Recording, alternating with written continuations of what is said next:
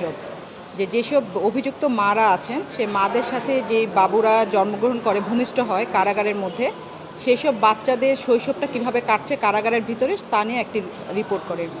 রিপোর্টটা দেখার পর আমার কাছে আমাদের চেম্বারে খুব উই ফেল্ট ব্যাড। তো আমরা আদালতের কাছে নিয়ে যাই যে বাচ্চার মারা না হয় অভিযুক্ত, এবং বেশিরভাগ অভিযুক্ত রিজনটাই হলো আপনার মাদকের কারণেই তারা অভিযুক্ত। তো তারা যদি তাদের মাদের সাথে জন্ম থেকেই যদি তারা কারাগারে বসবাস করে, তো বাচ্চাদের মধ্যে তো ছোটোবেলা থেকে তারা তো অপরাধ প্রবণতার মধ্যেই বড় হবে। তো এইভাবে যদি চলতে থাকে তাহলে আমরা তো একটা আসলে অপরাধ জগতের সাথে নতুন নতুন অপরাধী ক্রিয়েট করে ফেলছি।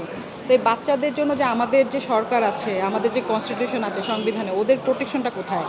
ওরা আজকে বড় হয়েছে, আজকে ওরা জন্মগ্রহণ করাটাই ওদের অপরাধ, ওরা পাপ করেছে। তো এইটা নিয়ে আমরা কোর্টের কাছে গিয়েছিলাম।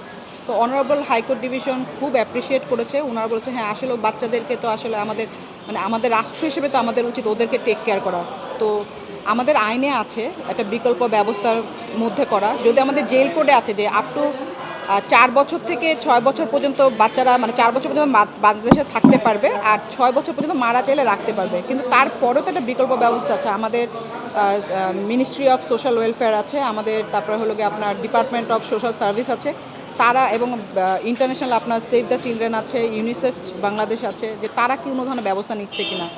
তো এই ব্যাপারে কোর্ট রুল ইস্যু করেছে, ডাইরেকশন দিয়েছে সরকার এবং অন্যান্য বিবাদীদের উপরে যে কেন ওই বাচ্চাদের প্রোটেকশনটা নেওয়া হচ্ছে না, এই মর্মে একটা রুল ইস্যু করেছে। এবং অ্যাট দ্য সেম টাইম 2 মাসের মধ্যে সব বিবাদীদের উপর আইজি প্রিজন কারাগার কর্তৃপক্ষকে নির্দেশ দিয়েছে যে আপনারা একটা রিপোর্ট দিতে যে কতজন বাচ্চা এখন তারা অবস্থান করছে তাদের মাদের সাথে।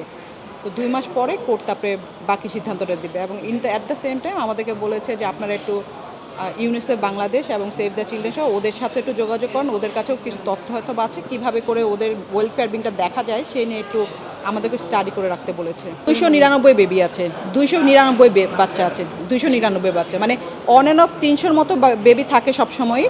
কিন্তু যেটা কারা কর্তৃপক্ষ বলেছে যে কারা এখন অলরেডি আমাদের কারাগারে, কেন্দ্রীয় কারাগারে কিছু ফ্যাসিলিটিস আছে, কিছু ফ্যাসিলিটিস বাচ্চাদের জন্য আছে, বাট অন্যান্য যে কারাগার আছে আমাদের যে সারা ডিস্ট্রিক্ট লেভেলে সারা বাংলাদেশে, সেখানে এই ধরনের ফ্যাসিলিটিস নাই। বাচ্চাদের পড়াশোনা করানো, ওদের খেলাধুলা করানো, ওদের চিকিৎসা, ওদের খাবার, যে ওদেরকে ডিফারেন্ট খাবার দিতে হয় নিউট্রিশন বিল্ড আপের জন্য, সেই ব্যাপারগুলো নেই। তো এই ব্যাপারগুলো কোর্ট বলেছে যে আপনারা সম্পূর্ণ তথ্য দিতে, যে ওদেরকে কিভাবে করে রাখা হচ্ছে সেই তথ্যটা দিতে, তারপরে accordingly court time to time order pass করবে।